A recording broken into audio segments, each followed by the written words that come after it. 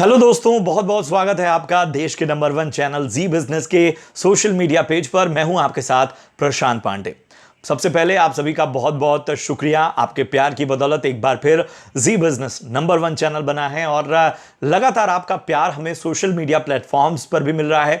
हमारे खास सेगमेंट जनहित में जारी जानकारी और बिजनेस ऑफ सिनेमा को आपने बहुत सारा प्यार दिया और आपके रिएक्शन और आपके थैंक यू मैसेजेस तमाम जानकारियों पर ये कहीं ना कहीं हमारा हौसला बढ़ाते हैं आप तक बेहतर जानकारी और आपको जागरूक रहने में मदद करने के लिए। आज मैं ऐसी ही एक विशेष जानकारी जनहित में जारी जानकारी इस खास सेगमेंट में लेकर आया हूं और यह जानकारी जुड़ी हुई है आपके बच्चों से।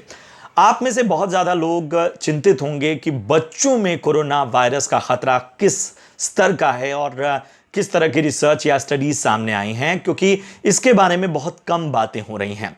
लेकिन मैं आपके तमाम दुविधाओं और तमाम जो शंकाएं हैं और क्या कुछ रिसर्च सामने आई है इसको लेकर सारी बातें सामने रखूंगा और उम्मीद ये करता हूं कि आपकी जो चिंता है वो थोड़ी बहुत कम हो या आप बच्चों को लेकर किस तरह के एहतियात बरतने हैं आपको इस दौर में, उसके बारे में आपको बेहतर तरीके से समझ में आए।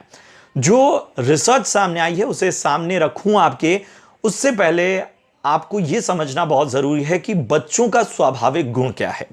तो कोई भी इंफेक्शन या फ्लू या किसी भी तरह की बीमारी बच्चों को बड़ी तेजी से लगती है और उसकी वजह यह है कि उनका जो स्वाभाविक गुण है वो चंचलता का है और वो हमारी और आपकी तरह सोशल डिस्टेंसिंग या डिसिप्लिन लाइफ आप ऐसी उम्मीद बच्चों से नहीं कर सकते, क्योंकि उनका स्वाभाविक गुण है और वो चंचल रहते हैं और चीज़ों को छूते हैं। यही नहीं, बहुत छोटे बच्चे जो होते हैं वो तो किसी भी चीज़ को उठा लेते हैं और उनको कहीं ना कहीं अपने मुंह में लगाना या अपने चेहरे को बार बार छूना, ये सारी चीज़ें हैं। अब आप सोचेंगे कि ये सारी बातें तो कोरोना वायरस के पनपने में मददगार साबित होती हैं, तो जाहिर सी बात है कि बच्चों में कोरोना संक्रमण का खतरा ज़्यादा है।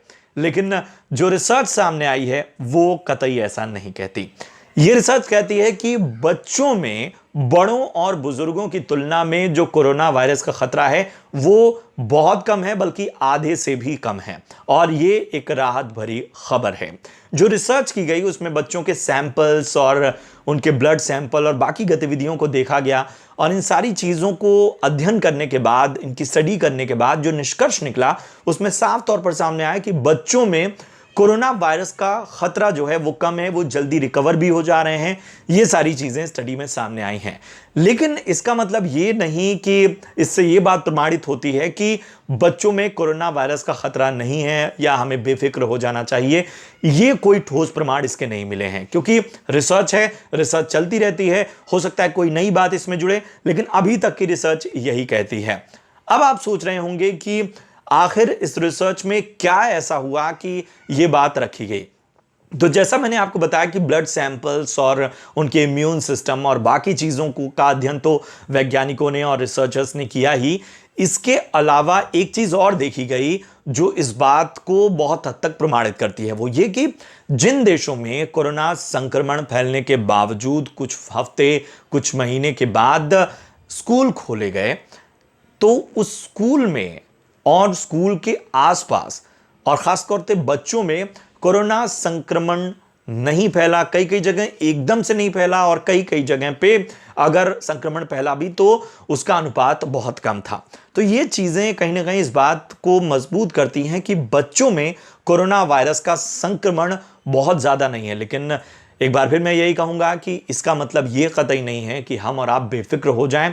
हमें अभी भी अपने बच्चों को वैसे ही एहतियात से रखना होगा, उन पर पहले से ज़्यादा निगरानी रखनी होगी। वो क्या छू रहे हैं, वो किस तरह से इन्फेक्ट तो नहीं हो रहे हैं, ये सारी चीज़ें हमें ध्यान में रखनी होगी। उम्मीद करते हैं कि इस रिसर्च के ज़रिए आपको थोड़ी राहत मिली होगी बच्चों के लिहाज से। लेकिन हमें सावधानी रखनी है, न सिर्फ बच्चों के लिहाज से बल्कि अपने लिए भी। जो भी गाइडलाइन है वो फॉलो करते रहिए। कैसी लगी आपको ये जानकारी, ये भी हमारे सोशल मीडिया पेज पर बताइए। फिलहाल के लिए दीजिए इजाज़त। नमस्कार।